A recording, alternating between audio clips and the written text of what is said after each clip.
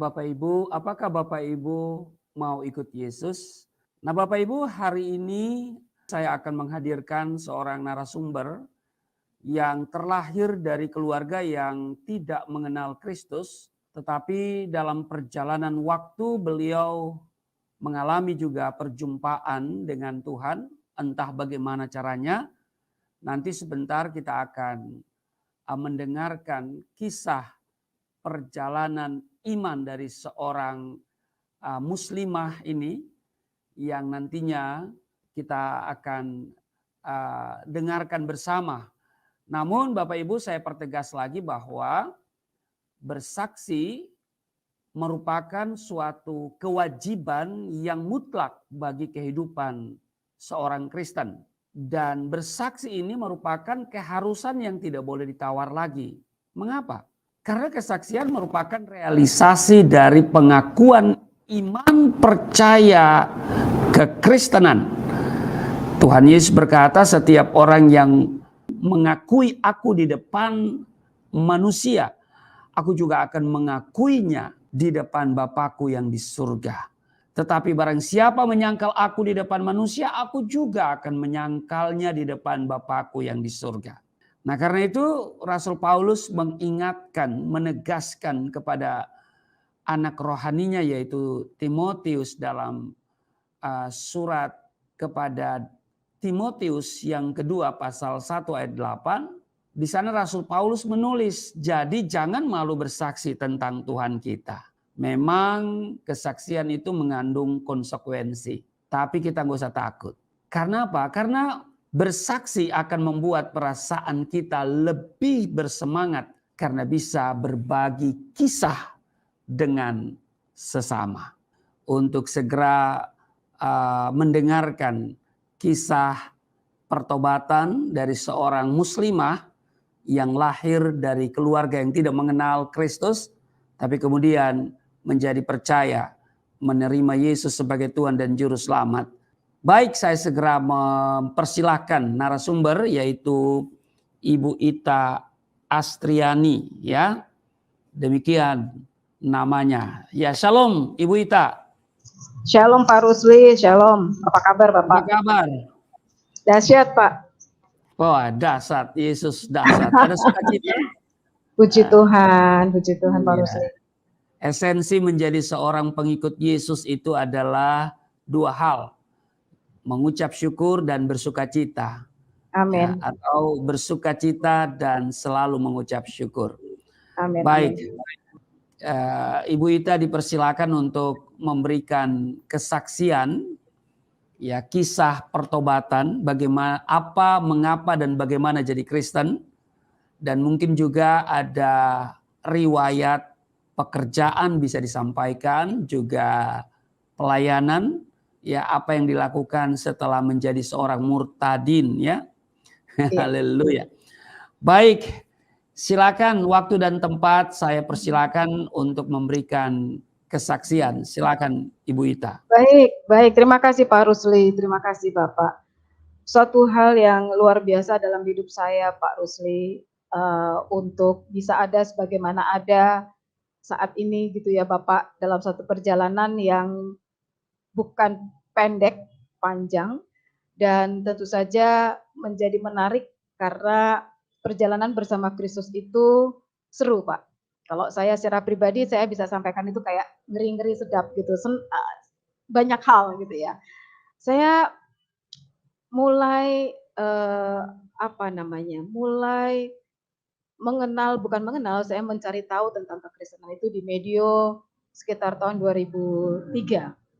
Jadi saya ini tomboy Pak Rusli, jadi kebanyakan kawan-kawan saya ini pria-pria dan saya punya sahabat juga pastinya pria.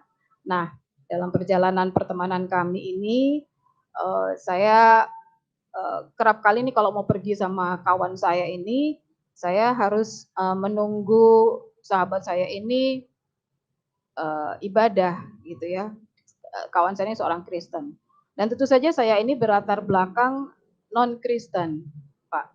Saya terlahir dari keluarga yang memang Islam. Saya ini anak pertama dari 3 bersaudara. Adik saya 2 laki-laki. Dan memang sejak kecil seperti layaknya orang tua, apalagi saya perempuan satu-satunya di rumah, keluarga saya memang, membawa saya, khususnya ibu saya itu untuk saya dipupuk untuk dapat menjadi seorang, yang, muslimah ya, yang apa yang menjadi kerinduan, orang tua pada umumnya terhadap anak-anak. Nah, dalam perjalanan hidup saya mulai, apa namanya, berteman dengan banyak orang. Sahabat saya yang tadi saya katakan itu kebanyakan teman-teman pria, suatu hari singkat kata saya ini, nungguin teman saya, kita mau pergi gitu ya, dan teman saya bilang dia mau ibadah dulu, saya terpaksa harus menunggu, kawan saya ini bergereja gitu ya, dan memang uniknya kawan saya ini bergereja tidak di bangunan gereja. Jadi saya agak kaget memang, tepatnya bukan agak kaget sih, kaget sekali karena kawan saya ini bergereja di salah satu, hotel lah ya di Jakarta. Dalam bayangan pikiran saya ini orang-orang Kristen ini kok aneh ya, maksudnya yang saya tahu dalam pengalaman saya karena kebetulan rumah saya ini dekat dengan gereja dan juga dekat dengan masjid ya. Jadi saya melihat bangunan gereja itu ya bangunan sendiri dengan, tanda salib besar pastinya ya, di, muka gereja, di muka bangunan. Nah, waktu kawan saya ini bilang dia mau bergereja dan dia bilang di salah satu, hotel di Jakarta, ya saya okelah dengan terpaksa saya nungguin dia gitu. Nah, dari satu momen ke momen berikutnya, jadi saya memang terpaksa harus, nunggu kawan saya ini ya, ya namanya juga teman gitu ya, teman baik bukan sahabat gitulah. Nah, saya juga dalam konteks yang, fine with that. So, sampai satu titik ada satu momen di mana kawan saya ini, mengajak saya untuk dia bilang gini, "It, kamu mau nggak? Coba deh kamu ikut ibadah saya karena ini yang khotbah itu oke deh, lucu lah dan maksudnya okelah, kamu pasti suka," dia bilang kayak gitu. Maksudnya nggak saya apa ya, saya lebih ke saya ini karena saya tomboy, saya merasa tertantang Pak Rusli. Saya merasa tertantang dan saya selalu berpikiran tentu saja sederhana pada saat itu, wah ini teman saya yang Kristen pasti mau mengkristenkan saya gitu kan dan karena saya merasa tertantang, saya bilang, "Wah nggak mungkin kamu bisa mengkristenkan saya dan saya juga nggak mau," gitu ya. Jadi saya lebih merasa, "Oke, emangnya kamu pikir saya takut masuk ke tempat, ibadah kamu?" Gitu ya. Dan saya merasa diri saya cukup gila saat itu untuk akhirnya saya menerima "tantangan" tanda kutip untuk saya akhirnya memenuhi, permintaan kawan saya itu untuk datang ke ibadahnya semata-mata hanya untuk bertemu atau mendengarkan khotbah oleh salah satu hamba Tuhan saat itu yang sedang, melayani di sana. Pak Rusli, tentu saja ini bukan hal yang mudah buat saya. Saya waktu step in ke ruangan itu ya saya baca doa, saya sangat takut karena yang saya tahu saat itu dalam pengertian saya, dalam pemahaman saya, dalam iman saya saat itu, wah saya ini sudah berdosa banget nih, sudah masuk ke gereja. Waduh saya tahu bahwa, oh my goodness ini kesalahan besar tapi saya nggak ada masalah karena saya nggak takut kok dan ini mereka mau coba mengkristenkan saya nggak akan jadi Kristen gitu. Singkat kata, saya mulai mengikuti ibadah itu ya karena ikut-ikutan ya dan saya karena merasa tertantang ya ikut aja gitu ya. Jadi pada saat mereka berdiri ya saya berdiri, mereka duduk ya saya duduk, kadang mereka berdiri saya duduk gitu. Karena kan saya nggak ngikutin ibadahnya mereka gitu kan. Sampai akhirnya ada momen, khotbah dan saya mendengarkan firman Tuhan atau khotbah saat itu dan saya merasa ternyata khotbahnya itu atau firman Tuhan yang saya dengar itu sifatnya etika gitu. Jadi maksudnya tidak semengerikan yang saya bayangkan. Jadi waktu selesai ibadah saya bilang sama kawan saya, "Fine, ternyata, pendetamu oke juga." Maksudnya fine with that, itu kan masalah etika, masalah moral gitu. Jadi saya merasa I'm okay with that. Dan Pak Rusli, hal itu ternyata, tidak terjadi sekali, Pak. Saya pikir nih kawan saya masih mencobai saya nih, karena dia kembali mengulang mengajak saya, dan saya kembali merasa tertantang. Pokoknya saya merasa tertantang saja setiap kali kawan saya ngajak saya untuk ikut ibadah dia hanya untuk dengar khotbah gitu ya.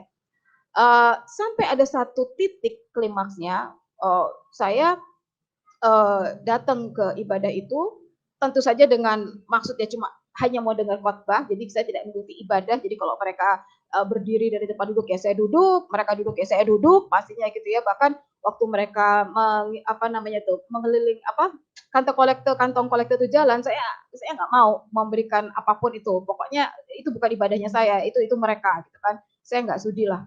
Nah, singkat kata ada satu titik di mana hamba Tuhan yang saat itu khotbah atau sharing firman, itu saya syok luar biasa Pak Rusli. Jadi ternyata yang saya tahu itu hamba Tuhan tersebut itu adalah mantan muslim. Saya benar-benar kaget luar biasa dan saya mendapati diri saya itu memang agak berbeda acceptance-nya. Saya berbeda sekali menerima firman Tuhan yang saat itu atau khotbah yang saya dengar dan singkat kata selesai ibadah ada sesuatu yang mengganggu saya pastinya dan saya mencari tahu nih, akhirnya saya mencari tahu, saya tanya sama teman saya, siapa itu hamba Tuhan yang tadi itu khotbah gitu kan. Dan mencari tahu sana sini, saya tahu akhirnya beliau itu adalah almarhum pendeta Junaidi Salat.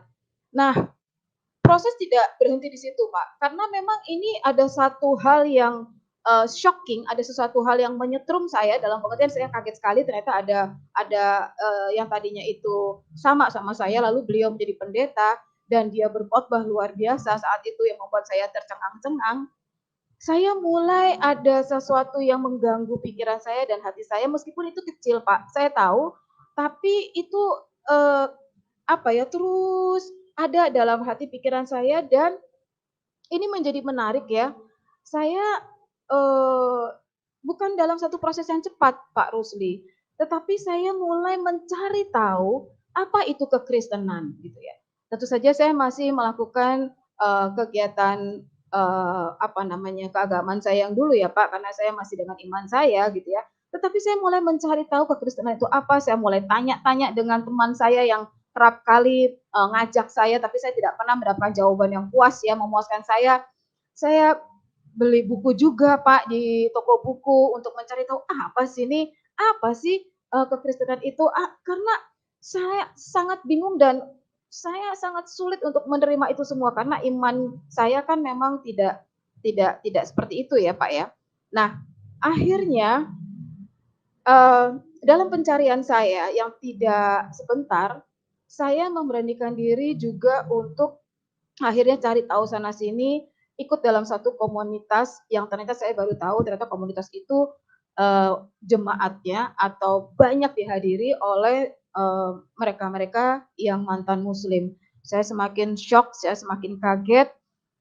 Tapi gilanya saya itu Pak Rusli, saya tuh tidak mundur, saya justru semakin penasaran dan saya percaya, saya tahu ternyata itu Roh Kudus pasti yang menggerakkan saya dan saya percaya ada bagian saya yang saat itu memang saya kerjakan yaitu saya itu apa istilahnya ya, saya proaktif gitu. Jadi ada bagian saya untuk menangkap sesuatu dan saya mencari tahu gitu ya.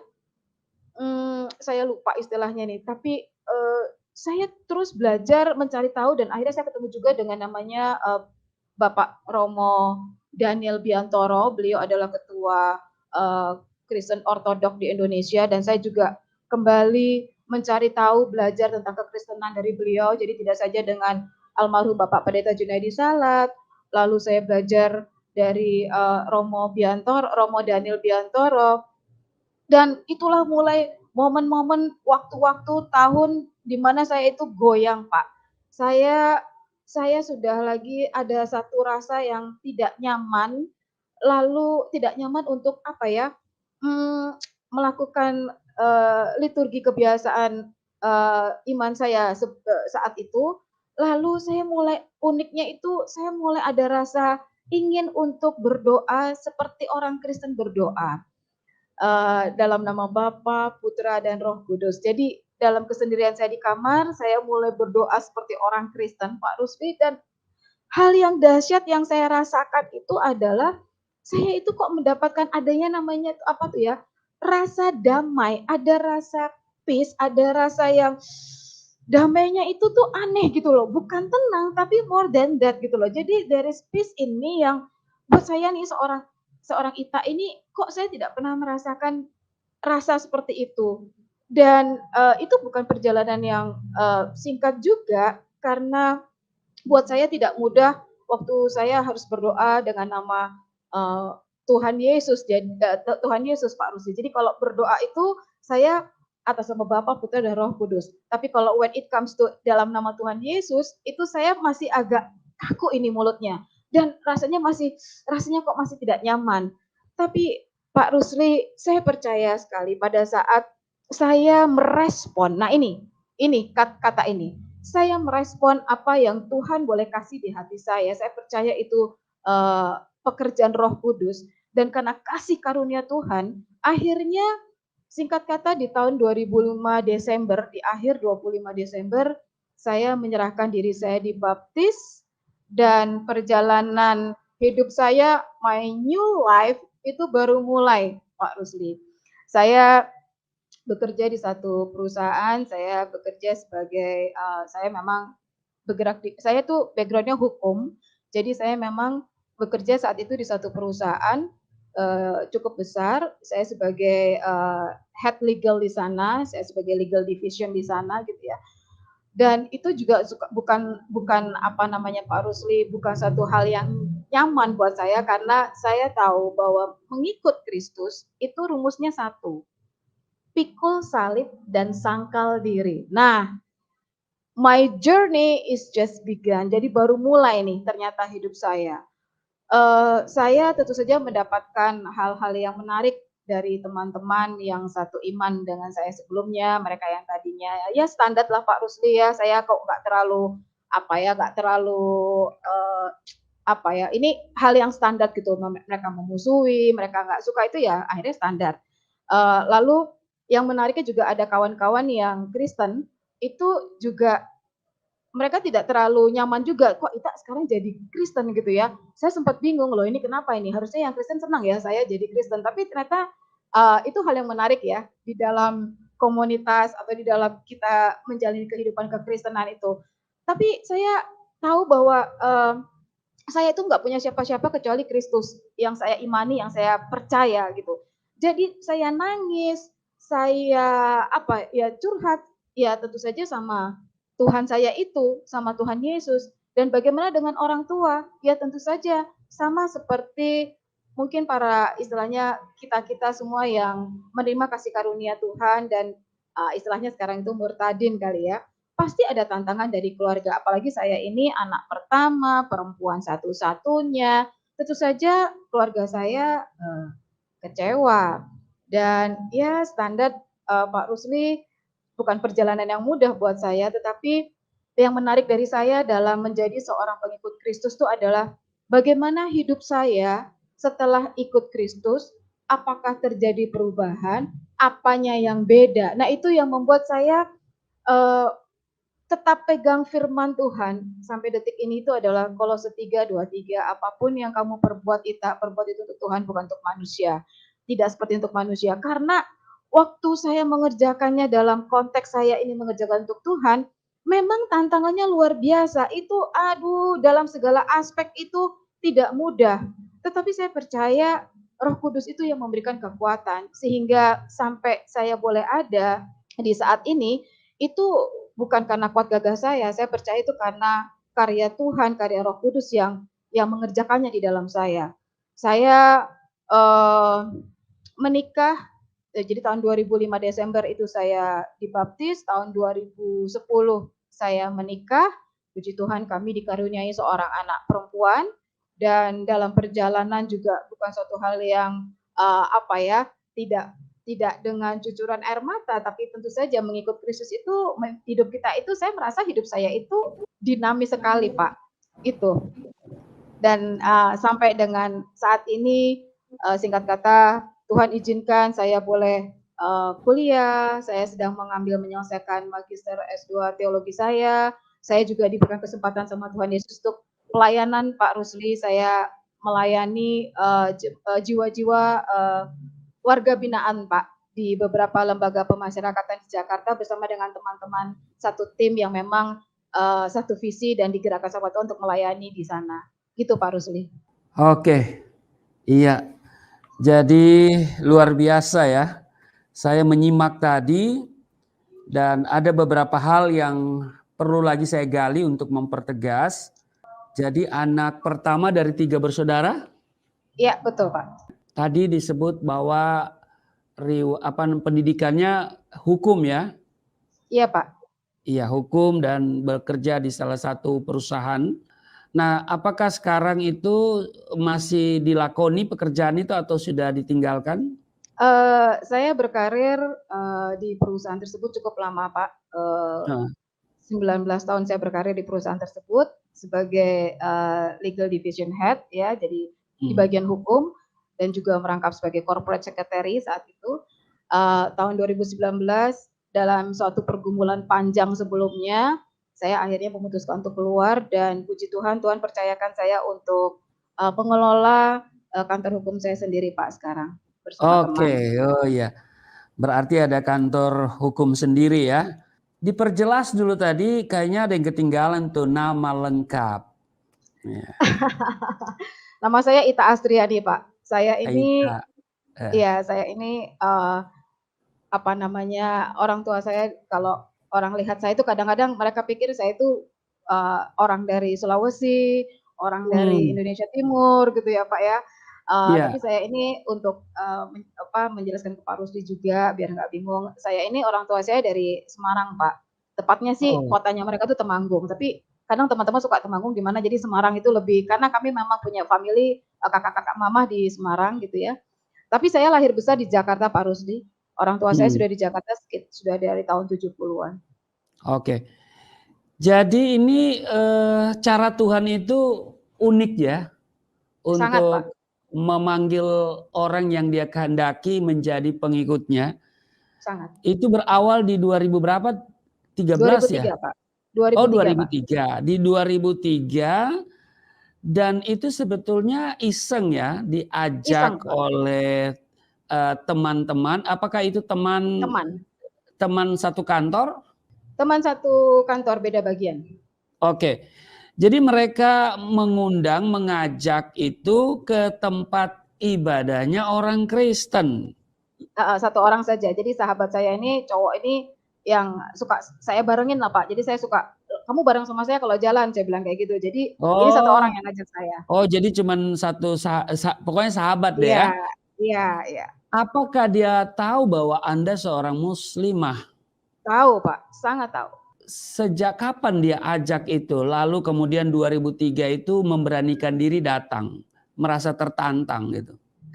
Karena saya kan temennya biasa, teman-teman saya itu pria-pria Pak, dan memang satu hal yang sangat casual buat saya untuk biasanya di Sabtu atau Minggu kita jalan ke satu tempat gitu ya.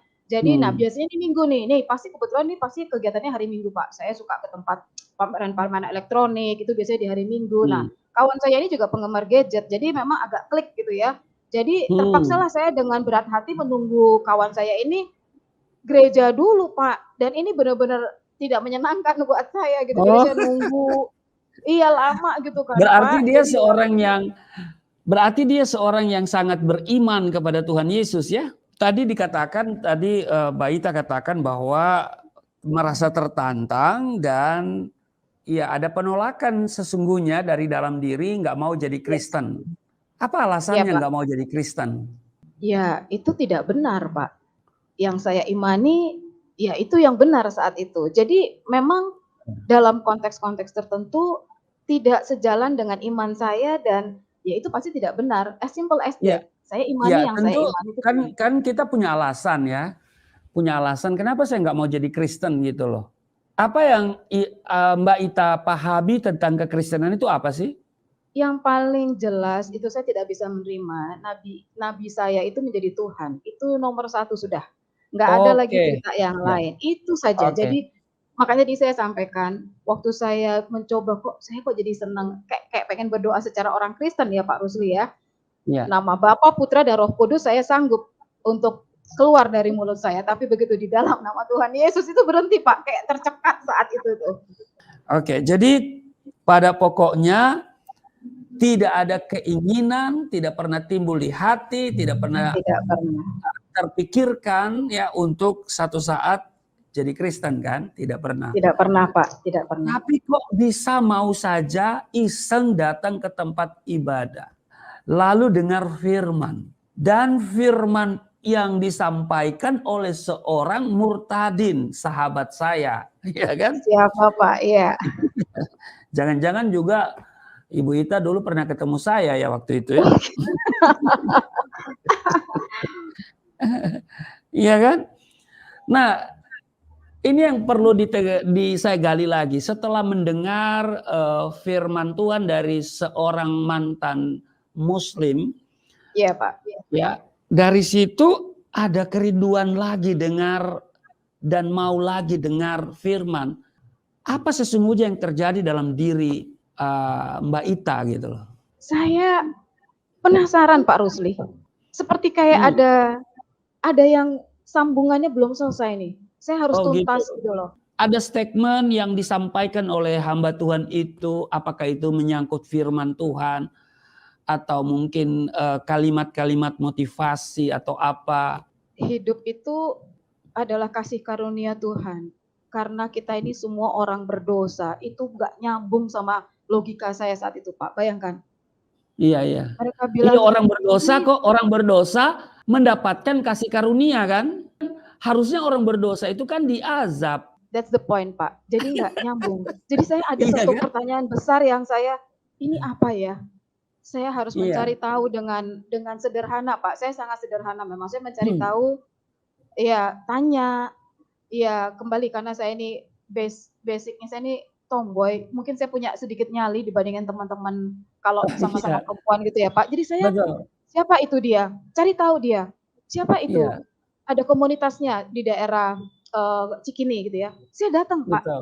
Di tengah saya benar-benar yang saya juga ada di dalam itu.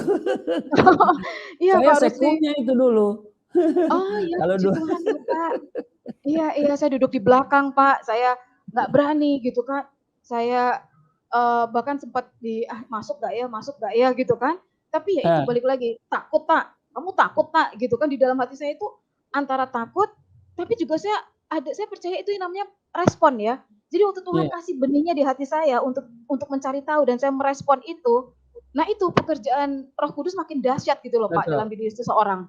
Terlepas dari misalnya saya mungkin bukan seorang yang, saya memang background-nya, saya TK di sekolahkan sama ibu saya di sekolah agama, TK sekolah agama, SD saya dari sekolah agama juga, Pak, gitu, baru SMP, SMA saya sekolah negeri-negeri. Jadi apa ya, Pak, keingintahuan ditambah takut, tapi lebih banyak besar unsur keingintahuannya, Pak. Jadi saya tetap jalanin itu di tengah ketakutan. Jadi setelah mendengar bahwa kok orang berdosa, Allah mengasihi orang berdosa atau orang berdosa itu dikasihi Tuhan dan ditawarkan kasih karunia, tentu ini menyentuh ya.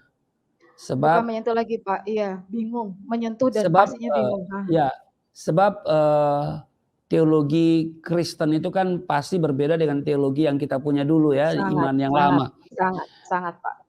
Iya kan, bahwa kalau dulu kita melakukan seluruh kegiatan keagamaan untuk mencapai Allah, sehingga semua perbuatan baik kita ibarat kita menyusun anak tangga demi anak tangga untuk mencapai Allah.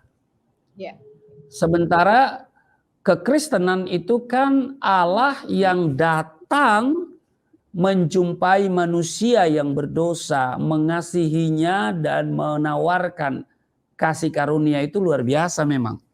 Iya, betul Pak Rusli.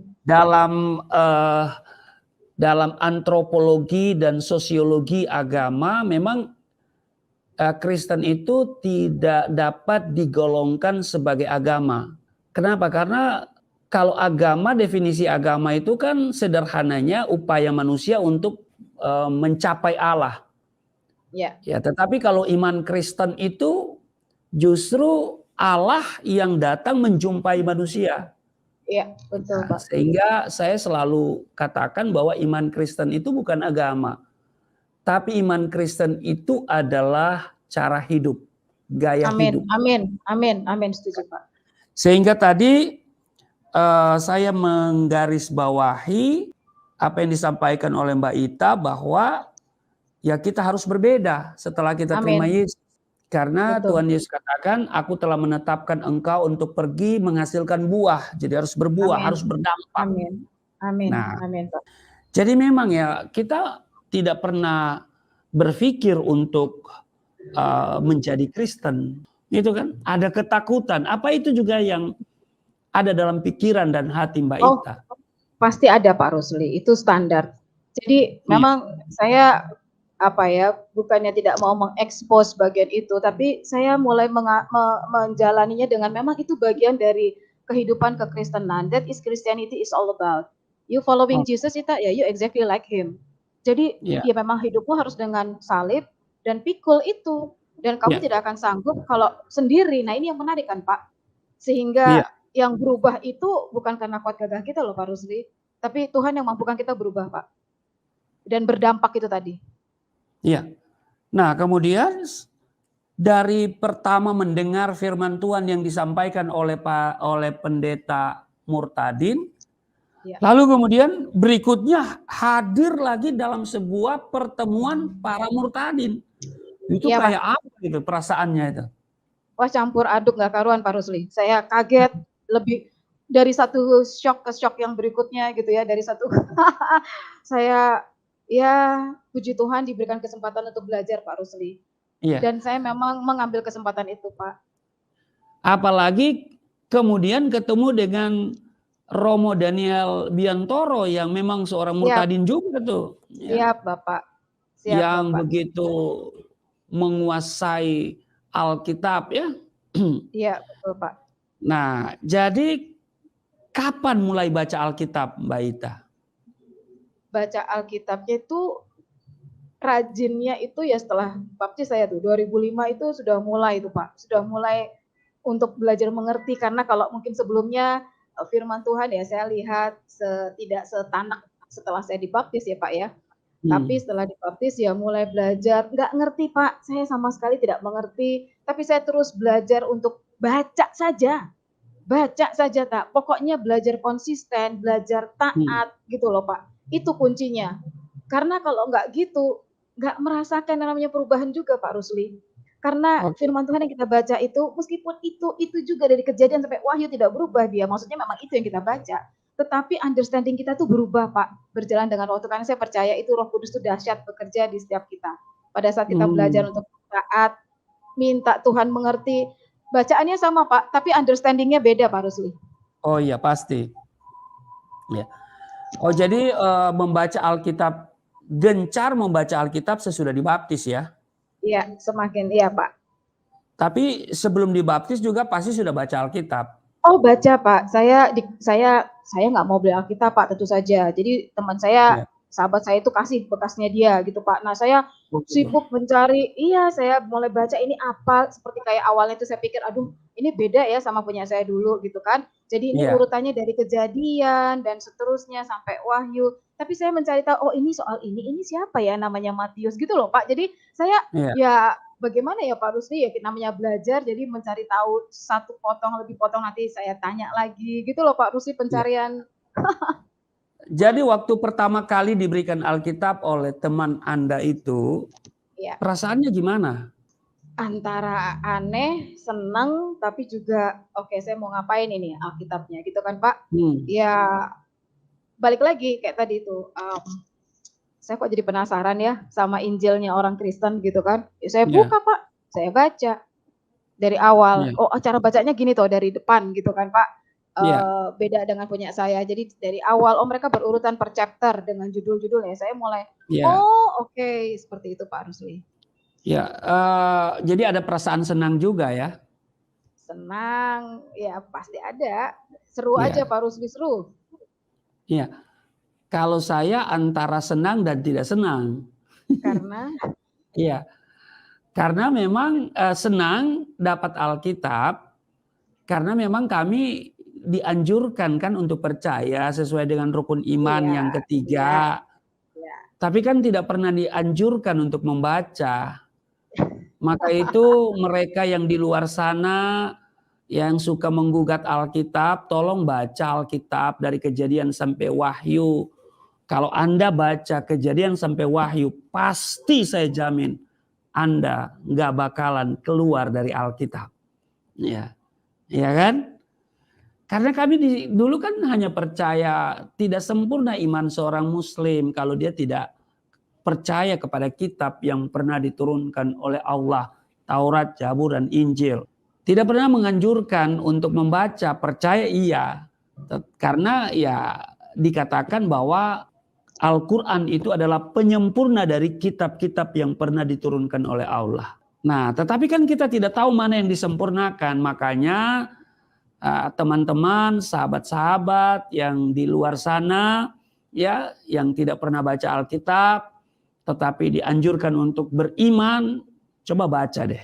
Supaya kalian tahu itu Alkitab itu seperti apa, ya kan? Injil itu seperti apa. Adakah ayat yang menjadi penasaran ketika dibaca oleh Ibu Ita? Ada lah Pak, pasti. Akulah jalan kebenaran dan hidup. Wah, Oke. itu saya tanya sama, ya maksudnya Yohanes 14:6 ini, akulah jalan kebenaran dan hidup. Itu kan bagian dari iman percaya saya, Pak. Dan itu menjadi satu hal yang wow, dahsyat ya, kekristenan itu, jadi ikut Tuhan Yesus itu, dan segala akhirnya saya mulai tidak mudah, Pak, tapi saya percaya itu karena kasih karunia saya bisa bisa mengenal Tuhan dan menerima Yesus sebagai Tuhan dan juru selamat saya, Pak. Kalau tidak dengan kasih karunia dan iman yang Tuhan perbarui itu nggak mungkin, Pak Rusli. Nggak mungkin, oke. Waktu akhirnya datang pada saat baptis ya. Bisa tahu siapa yang baptis? Pendeta Murtadin kah? Oh no, saya dulu dibaptis di GBI Rahmat Immanuel Rem, Pastor Konrad Supri, tetapi yang membaptis saya itu Bapak Pendeta Yesaya Tanker, kalau saya nggak salah. Yesaya Tanker, Bapak Yesaya Tanker. Nah, sekarang pelayanan berarti sudah bertambah nih ya? Puji Tuhan, saya tahu saya ini tidak ada apa-apanya, Pak Rusli. Saya percaya kalau bukan karena Tuhan, itu nggak mungkin saya seperti ada saat ini, seperti bisa diskusi sama Pak Rusli, itu mustahil, Pak.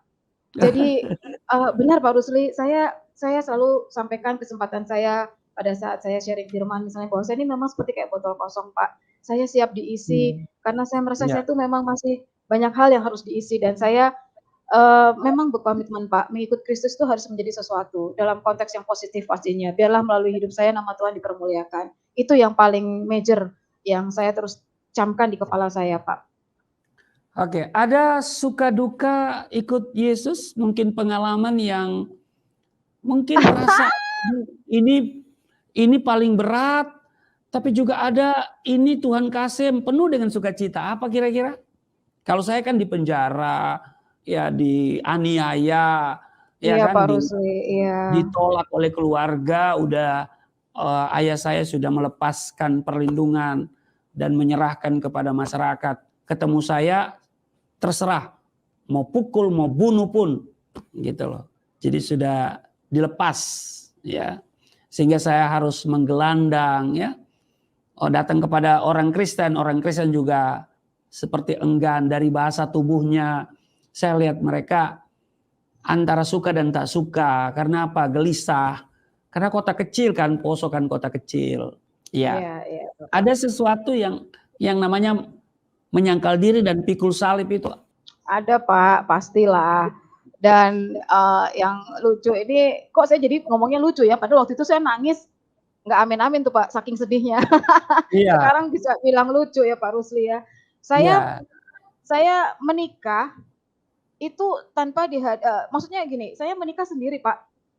Tidak ada keluarga yang mendampingi. Jadi saya bawa koper sendiri karena saya memang saya tidak tinggal dengan orang tua gitu ya. Jadi saya memang sudah hidup mandiri, Pak.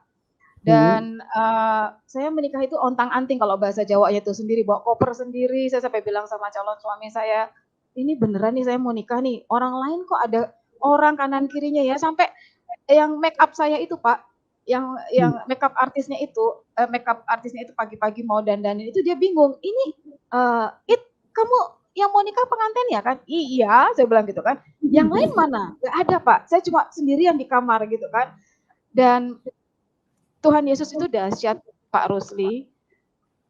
Saya sudah bilang sama calon mertua saya bahwa kondisi saya seperti ini. Mereka sih puji Tuhan Yesus, mereka orang yang luar biasa, mereka siap-siap aja ya Pak ya. Lalu sudah disiapkan wali gitu kan Pak. Kami datang ke ke gereja itu untuk pemberkatan. Waktu kami naik untuk pemberkatan, ternyata bapak saya ada di gereja Pak. Dia datang Pak Rusli. Tuhan Yesus dahsyat. Dia datang. Bapak saya datang, saya kaget, calon suami saya kaget, kami semua ya kaget Pak, yang bareng sama saya. Tapi waktu itu ada pemberitahuan ke dia bahwa Anda mau menikah. 2005 saya dibaptis, saya menikah tuh 2010. Perjalanan yang enggak mudah loh Pak Rusli, dan itu memang mungkin kalau teman-teman bilang, wah kamu Kristen gara-gara pacarmu Suami. gitu ya. Ya bayangkan Pak, 5 tahun itu bukan waktu yang pendek ya Pak Rusli ya. Jadi mungkin ya saya percaya memang orang boleh berkata begitu, tapi sesungguhnya secara pribadi Mbak Ita tentu berkata tidak. Untuk apa kita jadi Kristen karena menikah? Karena orang, ya iya kan? betul Pak. Tapi kita benar-benar yakin, seyakin-yakinnya bahwa Yesus adalah Tuhan dan Juru Selamat. Amin. Bahwa di luar Yesus tidak ada jaminan keselamatan. Amin. Ya kan? Amin. Amin. Nabi boleh banyak, Rasul boleh banyak, Juru Selamat hanya satu. Ya kan? Itu lagu saya itu ya. Banyak nabi-nabi. Nah, waktu mau disampaikan kepada orang tua, tentu ada reaksi ya. Apa reaksi mereka? Pak. Ibu saya langsung, kamu tuh Kristen ya tak sekarang? Dia tuh udah gak ada basa-basi lagi Pak, karena mungkin dia melihat jelas ya, biasanya kan melihat gelagat kita gitu kan Pak. Dan Tuhan Yesus tuh dahsyat banget Pak. Saya percaya itu karena Tuhan sih, bukannya saya saya berani loh Pak di depan ibu saya waktu itu saya bilang, kamu Kristen ya tak? Saya udah nggak aling-aling lagi Pak Rusli. Iya, ada keberanian ya, ada keberanian. Ya saya alamin teorinya, juga. Iya Pak, teorinya kan harusnya deg-degan, takut. Saya kok kayak langsung entah dari mana itu, ya mah saya Kristen gitu kan. Wah ibu saya langsung, kamu begini ya. Standar lah Pak Rusli, nggak usah cerita lagi saya. Maksudnya ya standar lah Pak gitu ya. Iya, pasti ya penolakan itu pasti ada ya. Iya Bapak. Iya, aniaya juga ada, walaupun mungkin aniaya dengan kata-kata ya kan. Fisik ada juga. Puji Tuhan tidak Pak. Puji Tuhan tidak. Sekarang waktu ayah itu datang ke pemberkatan dia. Di pemberkatan. Iya, kami kaget sekali Pak. Jadi kami sudah mempersiapkan saksi ya, dan bapak saya datang tiba-tiba. Saya memang sama calon suami saya saat itu tetap kita harus punya etika dan justru kita harus menunjukkan kasih Kristus itu Pak boleh terimpartasi dalam keluarga saya. Jadi saya tetap memberikan undangan, tetap mengupdate keluarga saya tentang acara pemberkatan itu. Dan pada waktunya ternyata puji Tuhan Yesus, ayah saya hadir Pak tiba-tiba.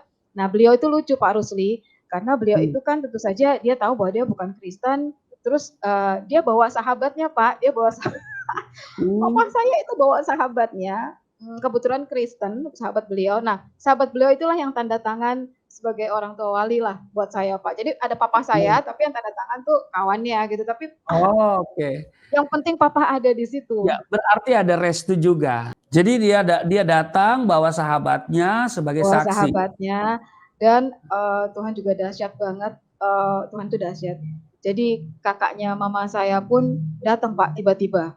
Kakaknya mama saya ini suami istri yang dituakan lah di keluarga ibu saya. Jadi Tuhan itu ajaib Pak. Saya percaya terus pada saat kita percaya sama Tuhan, Roma 10:11, kita tidak akan dipermalukan Pak Rusli.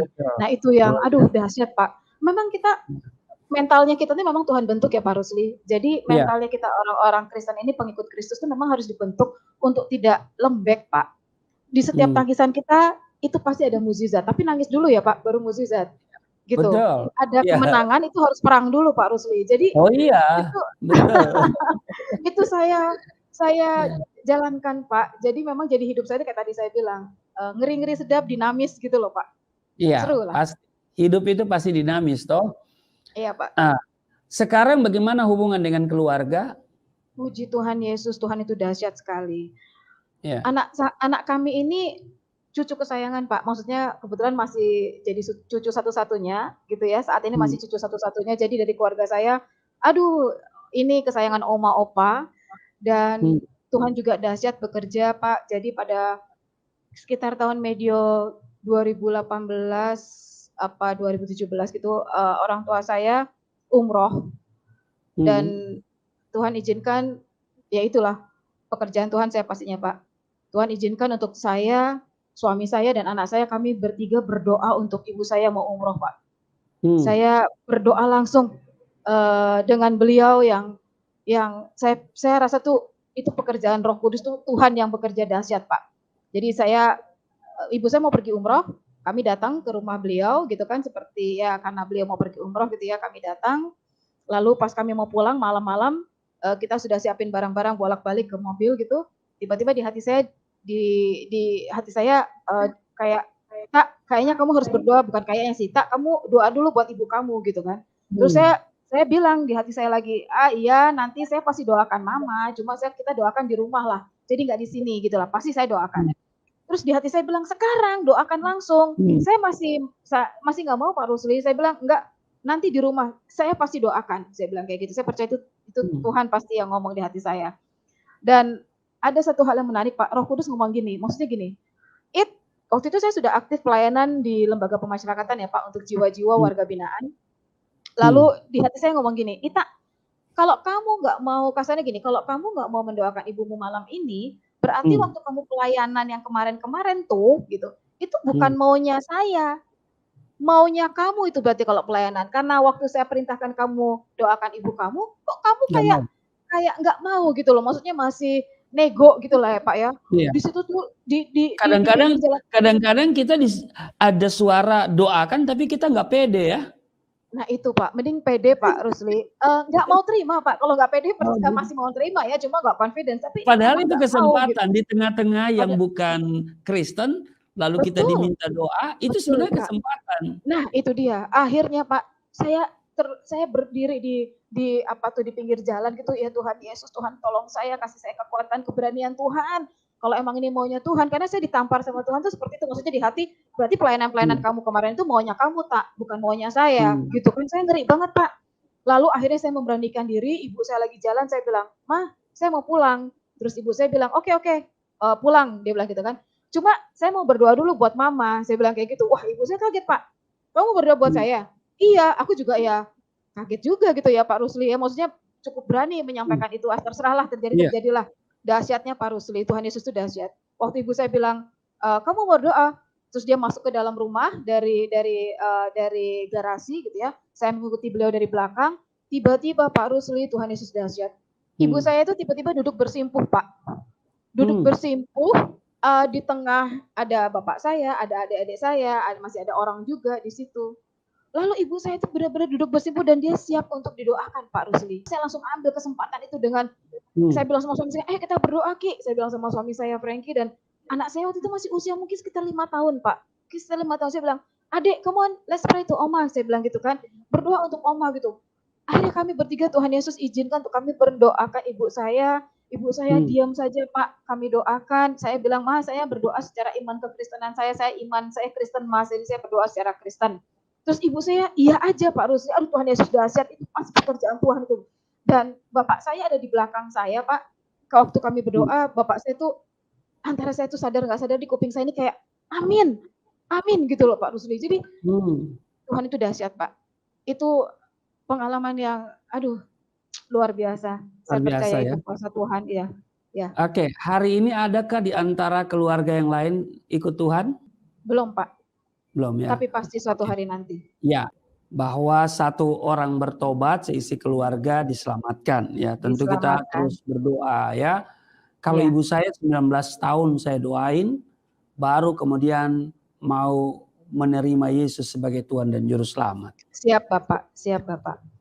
Oke, yang penting hari ini ya kita harus terus memiliki kepekaan ya dengan Tuhan.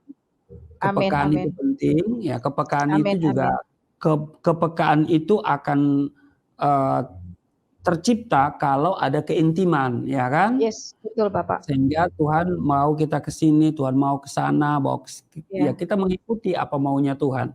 Bahwa setelah kita terima Yesus, tentu kita harus yang paling penting hidup berpadanan dengan Injil. Iya, Ya, betul itu Pak paling Rusli. penting ya. Betul Pak. Karena kita ini adalah surat Kristus yang terbuka. Amin, amin, amin. Betul Pak. Jadi seperti Barnabas, kalau kita baca di Kisah Rasul pasal 11, ya di ayat 24, di sana dikatakan bahwa dia seorang yang terkenal baik, penuh Roh Kudus dan iman. Dan akhirnya dia berdampak ya. Dia bukan sebagai dikatakan bukan sebagai seorang pendeta atau seorang gembala, ya dikenal dia seorang yang baik, penuh Roh Kudus dan punya iman. Kalimat selanjutnya, sejumlah orang dibawa kepada Tuhan. Jadi dia tidak berbicara, dia hanya mengaplikasikan hidupnya sesuai dengan ajaran para rasul. Ya, dia baik, penuh Roh Kudus, punya iman. Baik belum tentu benar, ya kan? Karena laki-laki yang baik pasti poligami. Begitu juga perempuan yang baik, ya tentu idaman lelaki. Nah karena itu Barnabas bukan hanya seorang yang baik, tapi dia penuh Roh Kudus. Roh Kudus adalah roh kebenaran. Berarti kebaikan yang dia aplikasikan itu adalah kebaikan dalam koridor kebenaran. Dan dia punya iman, dia beriman bukan beragama. Sebab beragama dan beriman itu dua hal yang berbeda. Dia beriman, karena dia beriman fokusnya sama Tuhan. Sehingga sebagaimana Tuhan memandang orang dengan penuh kasih, dia pun juga melihat orang dengan penuh kasih. Seorang yang beriman, dia mengasihi, bukan menghakimi. Ya, betul Pak. Sehingga kalimat selanjutnya di Kisah Rasul 11:24 itu sejumlah orang, berarti banyak dibawa kepada Tuhan. Jadi kita harus belajar dari seorang Barnabas. Makanya Rasul Paulus katakan, perhatikanlah dengan saksama bagaimana kamu hidup. Efesus 5 ayatnya yang ke-15 itu ya. Iya. Perhatikan dengan saksama bagaimana kamu hidup. Mari kita perhatikan hidup kita, karena hidup kita ini adalah hidup yang sudah ditebus oleh Kristus, dan hidup kita harus berdampak, harus berbuah, ya, dan buahnya itu dinikmati oleh banyak orang. Ya, bahwa kita dipanggil untuk melayani Tuhan, dan melayani Tuhan bukan hanya terfokus pada dunia pelayanan di gereja, amin. tapi juga dalam semua segi pekerjaan apapun, ya, termasuk Mbak Ita sebagai seorang praktisi hukum, ya, dan membuka kantor bantuan hukum, ya. Oke, ada lagi yang mau disampaikan berhubungan dengan kesaksian? Sudah menikah, punya satu anak ya? Punya satu anak Pak, puji Tuhan. Oke, tambah lagi anaknya ya, beranak cucu bertambah banyak. Cukup Pak. Oke. Iya. Suami juga melayani Tuhan? Suami saya, kami sama-sama pelayanan untuk warga binaan gitu Pak. Jadi bareng sama saya. Kalau sudah tidak ada lagi, mungkin ada closing statement, silakan. Menjadi pengikut Kristus itu yang pertama adalah cara berpikir kita tuh harus berubah, karena hidupku bukan aku lagi tapi Kristus dalam aku. Nah itu yang kita semua harus camkan sehingga kita ini benar-benar sungguh-sungguh menjadi suratan terbuka tentang Kristus. Itu sih Pak. Hidup kita ini harus menjadi terang, menjadi garam, ya. Dan seperti dia katakan, adapun ini bukannya aku lagi, tetapi Kristus yang hidup di dalam kita. Ya kan? Iya. Karena itu Bapak Ibu, saudara-saudara semuanya, ya mari kita bersama-sama ya melayani Tuhan dan dukung pelayanan kami. Ya, jadi mari kita bersama-sama kita topang, doakan kami, doakan saya, doakan Ibu Ita, karena menjadi Kristen itu tidak mudah, ya. Iya, betul. Menyangkal diri pikul salib, ya. apalagi kita ini murtadin, dan tentu iblis, setan-setan, jin-jin itu tidak suka karena setan-setan selalu membawa kita jauh dari Tuhan, karena Alkitab katakan dia datang mencuri, membunuh, dan membinasakan.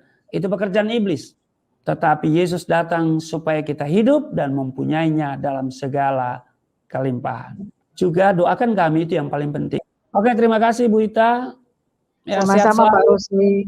Amin Bapak juga. Semangat di sini, ya. Iya. Semangat ya. Yang Tuhan taruh di saya itu di Roma pasal 12 ayat 11. Janganlah kerajinanmu kendor. Ya. Amin, amin. Tetapi biarlah rohmu menyala-nyala dan melayanilah Tuhan. Amin, ya. Amin Bapak. Siap, biarlah siap. Kita akan terus melayani Tuhan, karena hidup ini adalah sebuah kesempatan. Kita tidak tahu Bapak apa yang akan terjadi hari esok. Betul, ya kan? Bapak. Tapi kalau kita masih ada hari ini, itu semua karena anugerah. Amin, kita yang amin. sudah diselamatkan bukan karena kita dipandang baik, hebat, bukan karena kita banyak berbuat baik, tetapi semata-mata anugerah. Amin. Kita amin. adalah orang-orang yang beruntung. Kenapa? Karena kita orang berdosa yang dikasihi oleh Tuhan. Ya, betul Bapak. Dan dia mau mengangkat kita menjadi anaknya. Oke? Amin, amin, amin. Terima kasih untuk Bapak Ibu yang sudah menyaksikan tayangan Saya Mau Ikut Yesus ini bersama narasumber Ibu Ita, dan kiranya kita bisa bertemu dalam kesempatan yang lain ya Bu. Ya, siap Pak Rusli.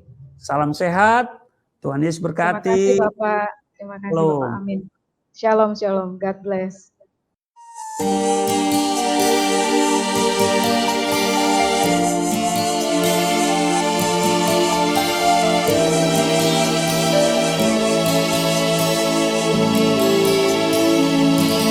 Bapa kami yang di surga,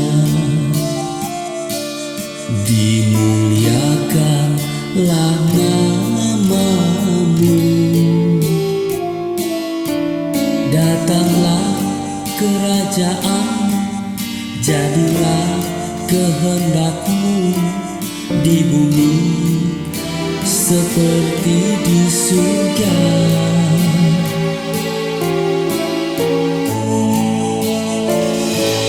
Berikanlah kepada